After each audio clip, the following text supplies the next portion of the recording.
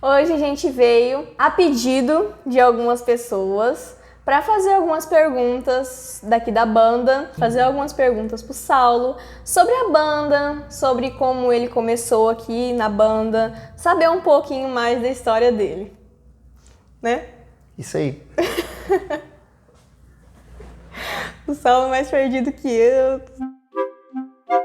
Quero agradecer o convite de vocês e para mim é uma honra estar aqui com vocês e poder responder também a dúvida de algumas pessoas, como que foi o meu início na música, quando eu comecei também a estudar a música, a trabalhar com ela também e também contar um pouquinho da trajetória da Banda Municipal de Paranaíba. Então, gente, vamos lá para as perguntas que as pessoas me mandaram no Instagram para perguntar pro Saulo. Né, Saulo? É isso aí. O que torna um músico bom ou ruim de fato? É uma pergunta interessante. Vou começar respondendo dessa forma. Na minha opinião, ou também com os mestres que eu estudei, eles trabalham da mesma forma na questão da visão da resposta. O que torna de fato um músico bom é quando ele faz com amor e a cada dia ele quer melhorar, independente se ele vai tocar ali somente uma nota, mas aquela nota seja a melhor nota que ele pode fazer na vida dele. Isso de fato faz um músico ser bom. Falo isso porque muitas vezes a criança ou adolescente ou até mesmo uma pessoa já adulta que vai começar a estudar música, ela não tem uma percepção aguçada e ela acaba sofrendo muito por não conseguir transmitir da mesma forma e na mesma velocidade que as outras pessoas. Isso faz com que ela fique frustrada num determinado momento, mas depois quando ela entende que se ela estudar e tentar fazer da melhor forma possível, a cada dia ela vai ser um músico melhor. Então assim, resumindo a resposta, seria tentar ser um músico melhor a cada dia, tocar melhor a cada dia, fazendo com carinho, e isso vai fazer toda a diferença aí para tornar um músico de fato bom. Com quantos anos pode entrar na banda? A Banda Municipal, ela pega crianças a partir de 8 anos de idade que já esteja alfabetizada, já sabe ler um pouquinho, porque nós utilizamos aqui da leitura de partitura para que os alunos consigam evoluir musicalmente. E para que eu possa ensinar a leitura de partitura, a criança precisa estar já lendo algumas coisas. Então, a partir dos 8 anos de idade, as crianças que já leem, elas são aceitas aqui na Banda Municipal. Tem alguns casos também de algumas crianças mais novas que já estão lendo super bem e os pais nos procuram e a gente coloca a criança. Então é mais nessa visão da leitura. Ela estando lendo, a gente consegue trabalhar com ela. Como que está sendo sua trajetória até aqui, Saulo? Na Banda Municipal, a minha trajetória tem sido assim muito gratificante, eu posso dizer essa palavra. Por quê? O que torna essa trajetória gratificante é porque ela teve muitos desafios ao todo do tempo. Desde quando eu comecei, no ano de 2005, eu comecei como professor. No ano de 2000, eu comecei como aluno. Então, cada ano que eu passei aqui dentro da banda, tanto como aluno, depois como professor, apareceu muitos desafios. No começo, era falta de instrumentos. Não tinha muita facilidade para você conseguir alguns arranjos. Eu também não tinha assim, um conhecimento formado para ter uma habilidade na questão de escrever os arranjos nesse tempo. Não tinha facilidade, eu escrevia arranjo tudo na mão. Então, a gente começou ali. Depois de um certo tempo, eu comecei a estudar mais, fazer aula com maestros de fora. Fiz aula com o Fernando Paina, maestro da Orquestra de Sopro de Fernandópolis, depois com o Ricardo Teles em São José do Rio Preto. Depois estudei com o pessoal do Conservatório de Tatuí, participei do curso de férias também lá no Conservatório. E aí isso foi abrindo a minha mente e foi ajudando assim no que faltava para que eu conseguisse fazer um bom serviço aqui na Banda Municipal. E depois disso, eu comecei a colocar também a digitalização, que veio a era do computador. E aí eu comecei a escrever as partituras através do computador, foi facilitando. Eu comecei a escrever os arranjos também. Estudei muita coisa de harmonia para fazer com que esse serviço saísse assim de uma melhor forma. E aí as coisas foram encaixando, se tornou um pouco mais fácil fazer. E como eu disse, esses desafios que tornam gratificante. Além deles, aí também é o desafio pessoal. Por quê? Já faz 19 anos que eu estou como instrutor e maestro aqui na Banda Municipal de Paranaíba. E esses 19 anos a gente teve vários grupos de alunos. Então, tanto de faixa etária como de pensamento diferente. E esses grupos, eu tive que entender como que eles estavam vivendo dentro do mundo. Porque assim, como eu disse, não tinha o digital. As crianças não tinham celular. Então, assim, eu tive alunos aqui na banda, principalmente no começo, que nunca tinha viajado para uma outra cidade, não conhecia Aparecida do Taboado. Então, assim, para a gente entender, cada grupo foi se moldando e eu tive que aprender com esses grupos para conseguir fazer um trabalho legal com eles, porque eu tive que me inserir na realidade de cada um. E isso fez toda a diferença. E como eu disse, se torna gratificante. Um exemplo, o grupo que a gente tem hoje é um grupo que já é o grupo do digital. É o grupo daquelas crianças e jovens também que a gente chama da geração Z. E essa geração é uma geração difícil de trabalhar, porém, quando você consegue acertar a tônica para trabalhar com eles, você consegue um rendimento muito bom. Porque hoje nós temos muitas facilidades. Um exemplo, para vocês entenderem a resposta, na questão de comunicação. Antigamente, para que eu pudesse comunicar com o pai, com o próprio aluno, se tivesse uma apresentação assim de última hora para a banda, eu tinha que ir até a casa dos alunos, entende? E muitas vezes eu tinha um menino que morava lá na Estiva, e outro lá no América, e o outro lá no bairro de Lourdes. Então, eu tinha que fazer esses trâmites para que eu conseguisse trazer esses meninos para as apresentações. Hoje não, é muito fácil. A gente tem os nossos grupos e a gente se comunica com facilidade, né? Então se tornou gratificante, entendendo cada período que a gente passou aqui. Teve assim grande evolução também nesse período. Eu acho, da minha parte musical, eu aprendi muitas coisas. E com cada grupo também desses eu aprendi muitas coisas, porque aparecem dúvidas diferentes. E essas dúvidas faz com que a gente vai se formando dentro do contexto assim musical, também de um contexto pessoal, na questão de socialização, assim, de estar com os alunos, com os pais. Isso faz toda a diferença. E eu acho que a palavra que resume aí é gratificante. Nossa Senhora, Saulo. Você deve gostar muito mesmo da banda. Gosto. Que trampo, hein? Gosto. O que te motivou a entrar na música? O que me motivou principal foi a minha mãe. Minha mãe, ela não é cantora, mas ela sempre assoviou. Em casa eu sempre acordei com a minha mãe assoviando. E isso até me emociona, né? Mas minha mãe sempre foi assim. E quando eu tinha mais ou menos 12 anos de idade, o meu pai conseguiu um emprego melhor, as coisas eram difíceis naquele tempo. E ele foi lá e comprou um instrumento para mim, que já fazia tempo que ele prometia. Já tinha uns 10 anos que ele prometia que ia dar um violão para mim e para minha irmã. E aí ele foi lá e comprou um cavaquinho para mim. E assim, é um instrumento que naquele tempo era mais difícil ainda, que não era muito comum. Eu acho que aqui na cidade tinha assim uns 3 cavaquinhos só, com o meu, entende? Naquele tempo. Isso no ano de 97, 98, mais ou menos. E meu pai foi lá e comprou um cavaquinho para mim. Não tinha professor também, né? Eu fiquei quase um ano com esse cavaquinho assim meio que parado em casa, porque a gente não tinha muito formas de aprender. No momento no município não tinha professor. E aí eu comecei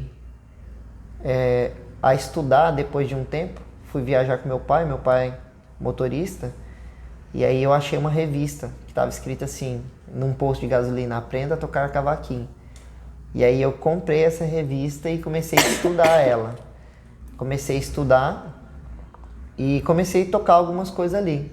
Depois, uns meses depois que eu estava entendendo algumas coisas, apesar de não ter uma percepção musical boa, não ter nascido assim com um dom, eu estava entendendo algumas coisas do instrumento. Eu encontrei o Fernando, que toca cavaquinho, o Fernando, que era do grupo Tô à Toa, e colei nele. Eu ia para casa do Fernando algumas vezes, talvez ele até se lembre disso, e eu sentava lá e tentava colar nele, mas como ele era muito bom e já tocava assim muito rápido e tal, eu não conseguia acompanhar porque a minha percepção musical era muito, muito pouca. E aí algumas coisas eu pegava, mas nem todas. E ele me deu muitas oportunidades, o Fernando. Ele fez com que muitas vezes ele ia tocar com o Tô à Toa. Naquela época podia se tocar em campanhas políticas. E o Tô à Toa fez a campanha política quando o Márcio Seraguchi saiu para prefeito. E aí o Fernando estava lá e ele me punha em cima do palco, eu com o meu cavaco, ele com o dele, o pessoal do grupo tudo ali. E eu ia olhando na mão dele e tentando tocar. Eu não esqueço disso. Talvez ele nem lembra, mas eu não esqueço. E eu tentando ali, tentando acompanhar e tal. E algumas coisas que eu tinha pego já, muitas vezes ele deixava o cavaquinho, descia ali do palco. Às vezes ele ia ali atrás do palco fazer alguma coisa e eu ficava lá tocando. Aí no bairro que eu morava, que é na Coab de Santa Rita de Cássia, eu montei um grupo. Lá era, assim, a gente tinha uns 3 grupos de pagode lá, meninos mesmo assim, e eu montei o meu grupo na época de pagode. Um dos meninos que tocava com a gente tinha um cunhado que morava em Santa Fé do Sul, que tinha um grupo de pagode lá. O apelido dele era Birdão. E esse cara trouxe alguns materiais pra gente, entende? E a gente começou a estudar mais assim as músicas, as cifras, e a gente começou a fazer ali um trabalho dentro desse segmento. Aí um dia eu estava tocando com esse grupo, que era o meu grupo, lá na escola Manuel Garcia. Sempre tinha pagodinho assim lá, e aí a gente foi convidado para tocar lá. Eu estava tocando com um grupo lá, um menino chamado Simval. E aí ele fez um combinado comigo, ó, tal dia, segunda-feira, você vem e me encontra aqui na porta da escola da Manuel Garcia e eu vou junto com você e vou te apresentar lá. O que me motivou não foi a banda, foi ele ter falado que o professor dele da banda tocava cavaquinho. E eu falei, já que o cara toca, então é mais uma pessoa para mim aprender algumas coisas. E eu fui lá para as primeiras aulas lá, era na quadra municipal. Cheguei lá na quadra municipal, falei para ele, pro professor lá, Roberto Camilo, que eu queria aprender a tocar cavaquinho. Ele falou, ó, na banda não tem, mas eu te ensino algumas coisas. E de fato, ele passou para mim ali uma batida no cavaquinho, alguns acordes, que basicamente eu já sabia um pouco. E eu fiquei lá treinando isso. Mas aí, na outra semana, ele começaria um curso de leitura de partitura. E aí eu entrei. Só que nesse tempo eu já tinha 14 para 15 anos. Então, vamos dizer, eu já era velho para música. E nesse tempo eu peguei e comecei a estudar ali. Só que os alunos eram de 10 anos até 12 no máximo, eu era o mais velho. E uma coisa interessante, eu fui o pior aluno da turma de 50 alunos lá. Eu fui o pior. E eu sabia disso, porque assim, eu não entendia muitas coisas. Como eu não tinha muito essa percepção musical, esse dom que as pessoas falam, eu ficava meio perdido. E eu fui muito ruim mesmo. E, no entanto, eu via um menino lá que chama Wilson, tocando saxofone tenor, e eu fiquei encantado com ele tocando tenor. E eu fiquei a fim de aprender a tocar saxofone lá com a banda. Mas não tinha o instrumento disponível. E como eu não tinha sido bom nas aulas de leitura de partitura, eu tive que ficar com os instrumentos que ia sobrar. E aí ele colocou eu para tocar trombone de vara. E aí mesmo assim eu peguei e tentei aprender. Foi 2 meses eu tentando, mas eu achava muito difícil, muito difícil. Até porque assim ainda não estava tão bem de partitura. E aí dei uma desmotivada. E aí ficava entre o cavaquinho e o trombone, tentando estudar os 2 instrumentos. Até que chegou um momento que eu disse assim, eu não vou mais participar da banda, eu vou sair. E aí eu saí. Aí eu saí da banda, fui avisei o maestro na época. Ele falou pra mim, não, continua, vai demorar, mas você vai aprender. E aí eu peguei e falei, não, mas eu vou sair. Só que a gente tinha ficha e na minha casa tinha telefone fixo. Naquela época ninguém tinha celular, ninguém. E aí,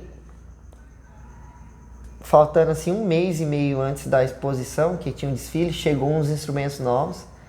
E aí sobrou um saxofone lá. E ele sabia que eu queria aprender a tocar saxofone.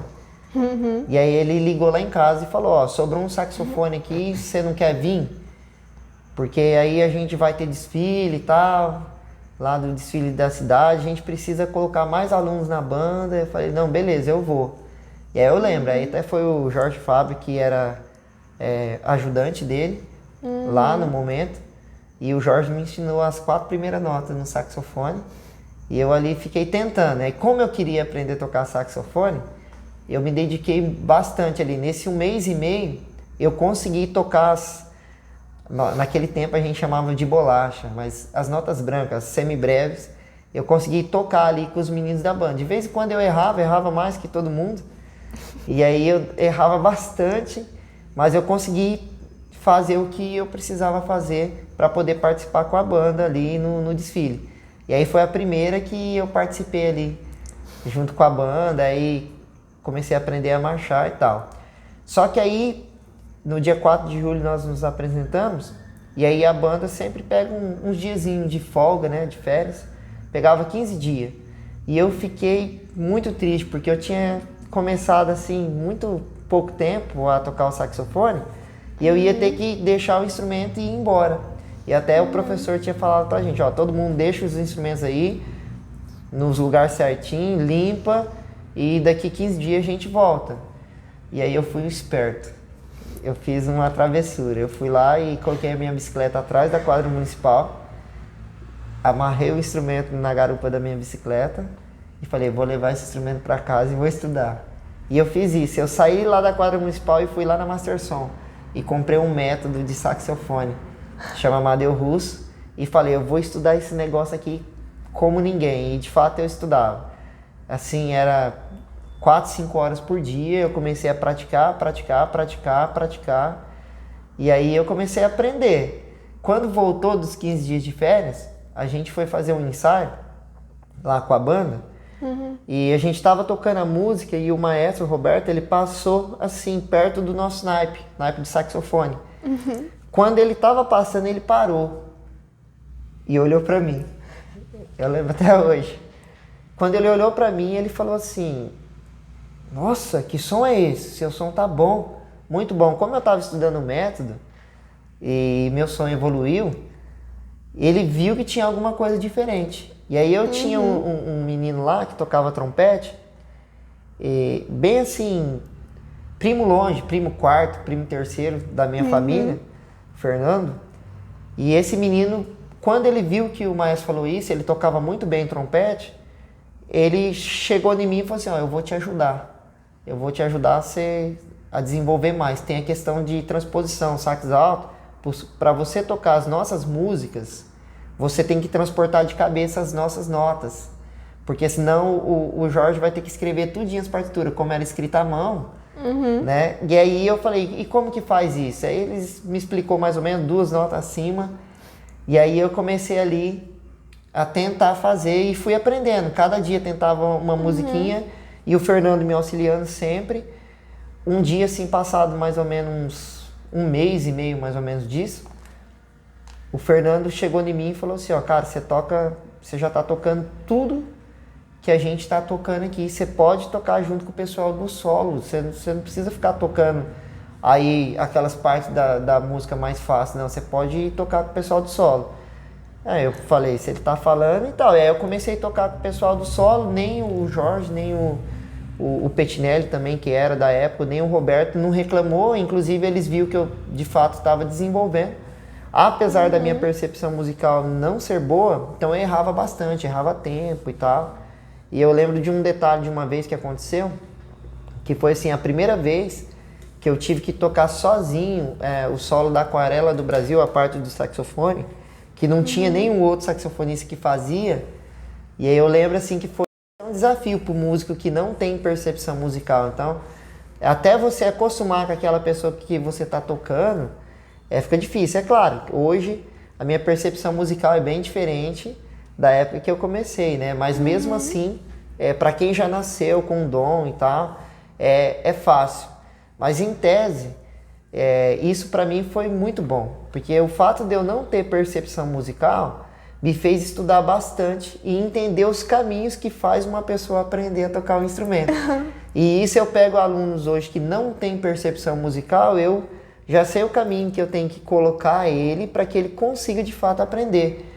É claro que assim, tem uns que leva 1 ano, tem outros que leva 2, tem outros que leva 3, tem outros que já em 6 meses já está entendendo tudo, então já consegue fazer, entende? Mas para mim foi assim um tempo. Bom, mais uns 6 meses depois do início, o professor chegou em mim, ele tinha um grupo de casamento e falou, ó, você vai me substituir tocando sax no meu lugar. E aí foi, entendeu? Aí eu comecei a tocar no casamento com o grupo dele. Como não tinha ninguém que tocava na cidade na época, depois eu fui tocar também com o pessoal da Igreja Católica, a Cátia André, o Sou Lucílio, o Tiãozinho dos teclados que tocava junto com eles. E aí isso também foi abrindo outras portas para mim tentar entender mais sobre música. E aí por isso eu comecei a estudar mais firme, a cada vez mais firme. Aí depois o próprio maestro, ele tocava também para a banda chamada Central Brasil, banda show aqui de Paranaíba. E ele me levou para tocar no carnaval. Eu tocava juntamente com um naipe de instrumentos de sopro, né? O Petinelli tocava trompete, o Jorge tocava trombone e eu tocava o saxofone, né? Então, assim, a gente tocava as marchinhas de carnaval. Aquilo ali também eu pude começar a conviver com músicos e, assim, ver como que é a vida de uma banda. E também já ganhando, eu ganhava para tocar na banda, ganhava para tocar casamento. Então, isso começou a falar, eu quero fazer isso da minha vida. Eu sei que para mim vai ser mais difícil que para outras pessoas, mas eu vou fazer isso da minha vida. Eu vou estudar. E eu sempre falava para todo mundo, falei assim, ó, eu vou estudar e eu quero ensinar também da melhor forma possível. E aí eu fiz isso, fui estudando e foi desenvolvendo. Olha, que nem fala, né? Quando a gente quer, a gente faz, né? É verdade. Eu fui buscando, até hoje aí, tentando aprender. Aí... Nossa, Saulo, meu Deus. História, né? Eu gosto de contar história. Trajetória... grande. Faz uma pergunta assim, você já pensou, depois que você já estava tocando, faz uma pergunta assim, você já pensou em desistir alguma vez? Pode fazer essa pergunta.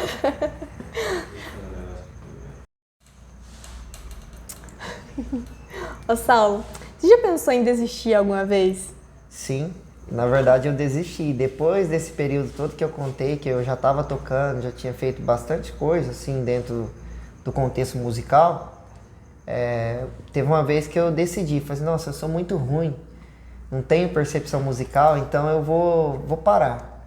E aí eu tinha um saxofone, eu vendi esse saxofone. A minha esposa, ela era minha namorada nesse tempo. E eu vendi o saxofone e fiquei mais ou menos assim 1 ano sem tocar saxofone. Aí a gente estava na praça um dia, como namorados, passeando, a família dela, eu. A gente estava passeando e eu ouvi lá no shopping, que a gente fala aqui, né? Lá no shopping tinha lá um restaurante em cima e o meu ex-professor tinha comprado o meu saxofone. E ele estava tocando lá com o pessoal, lá nesse restaurante. E eu estava na praça. Quando eu ouvi o som, verdade, quando eu ouvi o som, eu comecei a tremer, meu corpo inteiro vibrava. Pode perguntar para minha esposa, que era minha namorada naquele tempo. Meu corpo vibrava assim e ela até falou para mim assim, não, você tem que voltar a tocar, porque, nossa, como é que pode? Você tá sentindo assim? Eu tremi inteirinho. E aí eu decidi, eu falei assim, cara, eu vou tentar comprar o meu saxofone de volta. E aí eu fui lá no outro dia na casa dele e falei, ó, você não quer me vender de volta? Ele foi vendo na hora. Me entregou de volta o saxofone, eu paguei ele e fui embora com o instrumento. Aí eu não desisti nunca mais. Tô até hoje tentando. Olha aí, gente. Até hoje. Mas assim, foi um período que eu desisti. Falei, não, música não é pra mim. E aí eu insisti, entende? Insisti. Quando a gente gosta, né, tem que Saulo. Nossa, realmente você batalhou demais. Meu Deus. Eu tô impressionada. E a sua mulher, o que fala disso? Da música? Não, ela me apoia, minha esposa me apoia. Ela é musical, ela canta, né? Uhum. Só que ela é musical, ela já nasceu com um dom, percepção musical e tal. Tem uma memória muito boa pra música, decora as coisas tudo rápido. Uhum. Ela sempre, assim, principalmente depois de casada, ela sempre me apoiou para que eu continuasse e tal. Até porque, assim, nós somos cristãos, né? Então a gente ora a Deus e tenta seguir o caminho que Deus coloca para nossa vida, entende? É difícil também a gente seguir o caminho que Deus quer que a gente fica, mas a nossa oração de família, Deus sempre nos mostrou que eu ainda tenho que continuar nesse caminho. Se um dia Deus falar que eu tenho que sair desse caminho, é claro que eu vou obedecer a Deus, né? Mas enquanto Deus permanecer, eu vou fazendo da melhor forma possível que Ele queira, né? Porque assim, eu vejo que a minha profissão é além da música, além de tecnicamente só tocar o instrumento. Como a gente até comentou aqui nos bastidores, também tem a questão da emoção, da vivência da música. Aqui, quando eu pego uma criança, eu não quero só fazer com que ela aprenda a tocar um instrumento, mas eu quero também que ela aprenda a ser um cidadão, assim como foi feito comigo, né? Quando eu entrei como aluno na banda. A gente, na época, a Guarda Mirim, ela era atrelada à banda, então era banda e Guarda Mirim. Então a gente tinha, assim, um trabalho de ordem unida, um trabalho cívico, assim, bem forte, né? E hoje, como eu disse, a cada criança que passa, a cada etapa, a cada ano, mudou um pouquinho a percepção. Vou dar um exemplo. Há 19 anos eu trabalho aqui. Há 17 anos atrás, por exemplo, que a banda já funcionava bem, já tinha bastante aluno, 17 anos atrás a gente não tinha alunos que tinha depressão, entende? A gente não tinha aluno que tinha déficit de atenção, entende? A gente não tinha porque, assim, o mundo vivia de uma outra forma. E até isso a gente conseguiu aprender a trabalhar. Hoje a gente tem os alunos, a gente já sabe como que são, então a gente já percebe, muitas vezes ele tem um diagnóstico do médico, tem um laudo, aí a mãe e o pai vêm aqui para colocar o aluno na banda, e aí eu já sei a maneira que eu tenho que trabalhar com ele. Tem que trabalhar diferente, porém mostrando que ele é igual aos outros alunos e também vai evoluir da mesma forma. E normalmente eles são os que evoluem mais rápido, entende? Até porque a gente muda a forma, mas aqui na banda a gente já conseguiu, assim, tirar muitos da depressão, ajudar no contexto familiar também. A gente consegue conversar com os pais para ter uma conversa. Os meus alunos, nosso cameraman está ali atrás, ali, já faz 11 anos que está aqui com a gente. Os meus alunos, eu tento ser o amigo deles, entende? Porque, assim, é a única forma de eu conseguir ajudá-los e deles me ajudar também. Da gente ter essa amizade, ter essa convivência para poder fazer a diferença na hora que a banda está se apresentando. E como eu disse, não é só música, é emoção também. A gente consegue transmitir essa emoção, eu acho, através das músicas. Muitas vezes algumas pessoas, após as apresentações, vêm falar comigo e tal. Nossa, como o seu trabalho é lindo. E aí eu sempre coloco, né, que o trabalho não é meu, é nosso. O trabalho da banda é nosso. E eu falo para cada música que, independente que ainda não está fazendo da melhor forma, mas está aqui buscando a melhor forma. E como eu disse também, e tento explicar para algumas pessoas, tocar em uma banda municipal, não só de Paranaíba, mas assim no Brasil, no mundo inteiro, tocar em uma banda não é simples. Exige muito estudo, muita leitura de partitura, muito estudo da questão da musculatura, quando a pessoa toca ali o instrumento de sopro, quando ela toca o instrumento de percussão, é a questão do peso do instrumento, a questão da rítmica, que você vai aprendendo com o tempo. Não tem como um músico começar hoje e ser bom daqui a um ano. Ele aprende todo dia. Nós aprendemos todo dia aqui. E isso eu falo para os meus alunos todos os dias. Vamos tentar fazer o melhor. E esse melhor, ele sempre acontece quando a gente está nas apresentações. Aí você vê que cada aluno está dedicado. E assim, independente de qualquer situação, eu tento responder os meus alunos sempre quando eles precisam da minha ajuda para outras coisas também, no contexto familiar,